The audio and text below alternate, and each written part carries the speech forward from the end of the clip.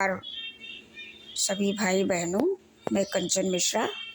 आज हम लोग पाप पुण्य धर्म अधर्म पर विचार करेंगे। ज़्यादा हम इस विषय पर नहीं बोलती हूँ, पर जितना मैं बोल देती हूँ उतने से जो भी कभी समझना चाहा होगा या विचार करना चाहा होगा वो पूर्णतः आश्वस्त हो जाता होगा। तो धर्म क्या है, अधर्म क्या है? धर्म वह प्रक्रिया है जो मनुष्यवत जीने के लिए बताता है, हमें रास्ता दिखाता है और धीरे धीरे ईश्वरीय गुणों को अपनाने की प्रक्रिया बताता है। ईश्वरीय गुणों यानी हम केवल मानवीय गुणों को अपनाएं, उन्हीं को ईश्वरीय गुण कहता है। जैसे दया हो गया, धर्म हो गया, लोगों की सहायता हो गई, भूखे को पानी पिलाना हो गया, प्यासे को पानी पिलाना हो गया, न जाने क्या, आप सब समझ लेते हैं। सब कुछ अच्छे कामों को ही हम धर्म कहते हैं, जिससे न हमारा नुकसान हो न किसी और का नुकसान हो। और इसी को हम पाप और पुण्य के अंतर्गत समझते हैं। पुण्य क्या है? पुण्य वह प्रक्रिया है जो कि हमारे अच्छे कर्मों को बढ़ाता है।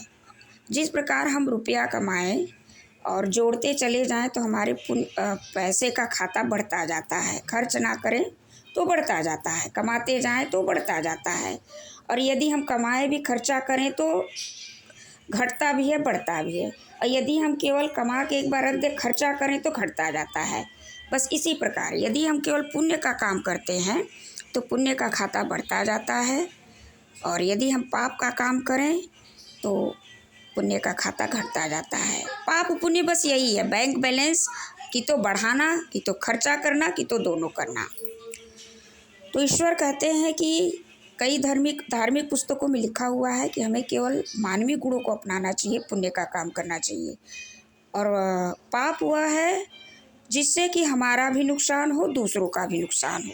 परंतु आज लोग इस बात को नहीं समझ पाते हैं। लोग सोचते हैं कि हम पाप का काम करते हैं तो हमको बढ़ोतरी होती है। बढ़ोतरी नहीं होती है। आपके पुण्य का खाता, जो ईश्वर ने 2 प्रकार के खाते बनाए हैं, वो घटता जाता है। जब आपका पूर्णतः पाप बढ़ जाता है, पुण्य का पूर्णतः घट जाता है, घड़ा घट जाता है, तब आप बीमारी से ग्रस्त होते हैं और आपका नुकसान ही नुकसान होता है। आप बहुत कष्ट में होते हैं और आप उस समय रोने की स्थिति में होते हैं, भीख मांगने की स्थिति में होते हैं, अस्वस्थ होने की स्थिति में होते हैं।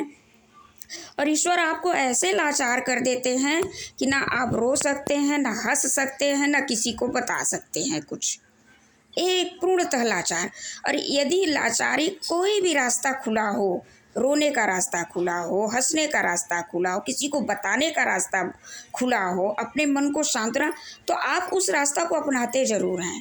परंतु अंततः जब आपका सारा रास्ता बंद हो जाता है तो आप कुछ नहीं कर पाते। धन्यवाद।